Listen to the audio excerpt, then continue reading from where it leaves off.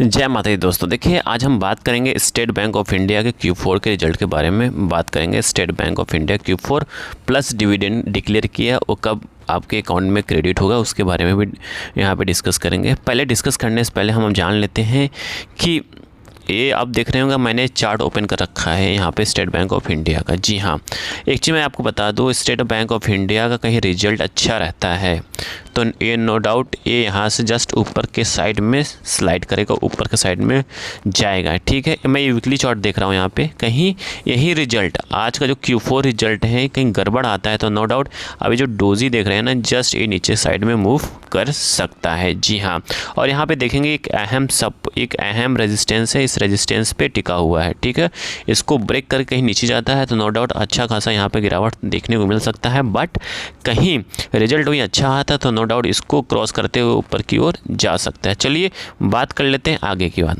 पहली बात, आप हमारे चैनल पर पहली बार विजिट किए, स्टॉक मार्केट ट्रेडिंग को जरूर सब्सक्राइब करिए लेटेस्ट और जेन्युइन इन्फॉर्मेशन पाने के लिए, क्योंकि यहाँ पे जो भी बात करते हैं लेटेस्ट और जेन्युइन इन्फॉर्मेशन के बारे में बात करते हैं, जहाँ पे आपका पैसा बन सके, कुछ सीख सके, कुछ कमा सके।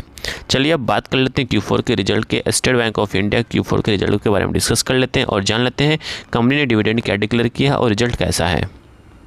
तो मैं यहाँ पे Q4 के रिजल्ट डिस्कस करने के लिए पेज पे आ चुका हूँ।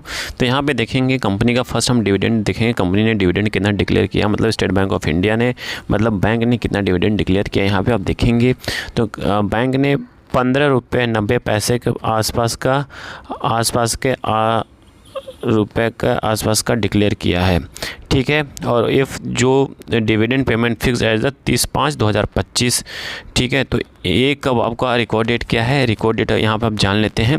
The record date determine the eligibility member entitlement to receive the dividend equity share Friday 16/5/2025 and dividend payment date fix at 30/5/2025। मतलब कि 30/5/2025 तक आपको डिविडेंड मिल जाएगा। ठीक है, डिक्लेयर कर दिया, मतलब डिक्लेयर तो यहाँ पे हो गया और आपको 30/5/2025 के आपके अकाउंट में क्रेडिट हो जाएगा। तो यहाँ पे कितना रुपये आपको डिविडेंड मिलेगा, कहीं आपके पास शेयर है तो वो है 15 रुपये 90 के पैसा के आसपास, मतलब 16 रुपये के आसपास का डिविडेंड आपको मिलने वाला है। तो यहाँ पे तीसरा जो अपडेट है, कंपनी फंड रेज भी करेगी। वो कितने हज़ार करोड़ का फंड रेज करेगी, 25,000 करोड़ के आसपास का फंड रेज करेगी। अब यहाँ पे बात आती है भाई फंड रेज किसके थ्रू करेगी, FPO के थ्रू फंड रेज करेगी। ठीक है, तो एक्चुअली मैं बता दूँ फंड रेज कंपनी क्यों करती है, मैं आपको बता दूँ। कभी कंपनी को फंड की ज़रूरत होती है बिज़नेस कंटिन्यूटी करने के लिए, बिज़नेस की में पैसे की कमी होती है तो बैंक क्या करती है, कंपनी क्या करती है, फंड रेज करती है, QIP के थ्रू करती है। ठीक है, ओपन फॉर सेल्स के थ्रू भी करती है। तो बहुत सारे क्राइटेरिया होते हैं फंड रेज करने का। तो यहाँ पे हम बात करते हैं फाइनेंशियल रिजल्ट की बात किया जाए तो यहाँ फाइनेंशियल रिजल्ट में हम डिस्कस करेंगे क्वार्टरली वाइज, पहले डिस्कस करेंगे, फिर उसके बाद हम डिस्कस करेंगे ईयर टू ईयर। तो यहाँ पे आप देखेंगे जो बैंक ने क्या परफॉर्मेंस दिया है। तो यहाँ पे टोटल इनकम की बात किया जाए तो यहाँ पे आप देखेंगे 1,83,876 के आसपास का रेवेन्यू जनरेट किया। वही पिछले क्वार्टर के कंपेयर में इस बार का जो रेवेन्यू है बहुत ज़बरदस्त है। ठीक है, और वहीं 31/3/2024 के कंपेयर में आप देखेंगे तो उसके कंपेयर में भी अधिक है। देखिए, ये जो क्वार्टरली होता है रेवेन्यू और ऑपरेशंस तो अच्छे होते हैं, बट जब जहाँ टैक्स और एक्सपेंसेस काटा जाता है वहाँ पर कंपनी और बैंकिंग जो होती हैं वहाँ पे कोई बैंक और कोई कंपनी ऐसी होती हैं जहाँ पे कम दिखाई देती है, क्योंकि उनके एक्सपेंसेस खर्चे इतने अधिक हो जाते हैं कि उनकी जो ऑपरेशंस और रेवेन्यू होता है वो क्या हो जाता है, कम पड़ जाता है। ठीक है, और ईयर टू ईयर देखेंगे, ईयर टू ईयर में भी बैंक ने अच्छा परफॉर्मेंस दिया है। वो कितना दिया है, 5,24,172 करोड़ के आसपास का दिया है। वहीं पिछले क्वार्टर के कंपेयर में, मतलब पिछले साल के ईयर टू ईयर में भी देखेंगे अच्छा खासा यहाँ पे दिया है। तो यहाँ पे हम बात करते हैं टोटल एक्सपेंडिचर जो काटने कूटने के बाद profit loss activity before tax, जो बिफोर टैक्स के पहले कितना है वो देख लीजिए, वो 24,000 आसपास है। ठीक है, पिछले क्वार्टर के कंपेयर में ठीक ठाक है और पिछले साल 31/3/2024 के कंपेयर में कम है। तो यहाँ पे देखेंगे एक्सपेंसेस काटने के बाद, अभी टैक्स नहीं काटा, एक्सपेंसेस काटने के बावजूद भी यहाँ पे पिछले साल के क्वार्टर के कंपेयर में कम है। ठीक है, और पिछले क्वार्टर जो Q3 के है, Q3 कंपेयर में अधिक है।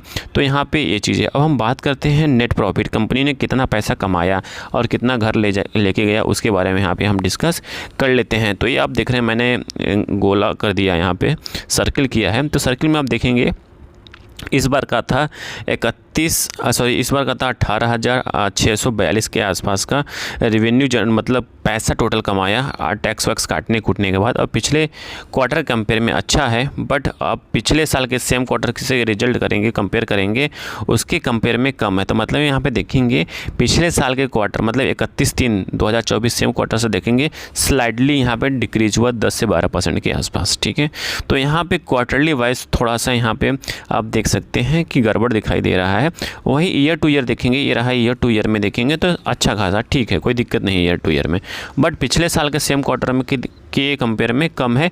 तो यहाँ पे थोड़ा सा प्रेशर देखने को मिल सकता है, क्योंकि एक देखिए एक चीज़ मैं आपको बता दूँ, कहीं आप शेयर होल्डर तो ये मत समझिए कि एक क्वार्टर ख़राब हो गया तो पूरा ख़राब होगा, नहीं। अच्छी कंपनी होती है, अच्छे बैंक होते हैं, तो वहाँ पे एक क्वार्टर गड़बड़ होने से कुछ दिक्कत की बात नहीं होनी चाहिए, बट सेलिंग प्रेशर थोड़ा सा रहता है, इस चीज़ का ध्यान दीजिएगा। अगेन यहाँ पे बाय सेल कोई रिकमेंडेशन नहीं है, जस्ट एजुकेशन पर्पज से इन्फॉर्मेशन शेयर किया जा रहा है। और वही बात करते हैं कंपनी के जो एनपीए होता है, किसी भी बैंक होता है, बैंक का जो सबसे मेन इंपॉर्टेंट चीज़ होता है एनपीए। कहीं एनपीए के बारे में आपको बता दूं, नॉन परफॉर्मिंग एसेट जिस पे बैंक 1 रुपये भी नहीं कमाते उसे कहते हैं एनपीए, ठीक है। तो एनपीए में आप देखेंगे तो इस क्वार्टर का जो एनपीए पिछले क्वार्टर कंपेयर में ठीक ठाक है, मतलब डिक्रीज हुआ है, ठीक है। और पिछले साल के सेम क्वार्टर के कंपेयर में भी डिक्रीज हुआ है, और ईयर टू ईयर में भी डिक्रीज हुआ है। मतलब एनपीए देखेंगे ऑल ओवर देखा जाए एनपीए तो एनपीए ठीक ठाक, कोई दिक्कत की बात नहीं है एनपीए में। मेन यहाँ पे रेवेन्यू में क्वार्टरली थोड़ा सा प्रॉब्लम आया है और सब कुछ ठीक ठाक है। तो सारी इन्फॉर्मेशन आपको समझ में आ चुकी होगी, समझ में आ चुकी, प्लीज़ लाइक एंड सब्सक्राइब करिए, दोस्तों के साथ जरूर शेयर करें। Thank you for watching this video.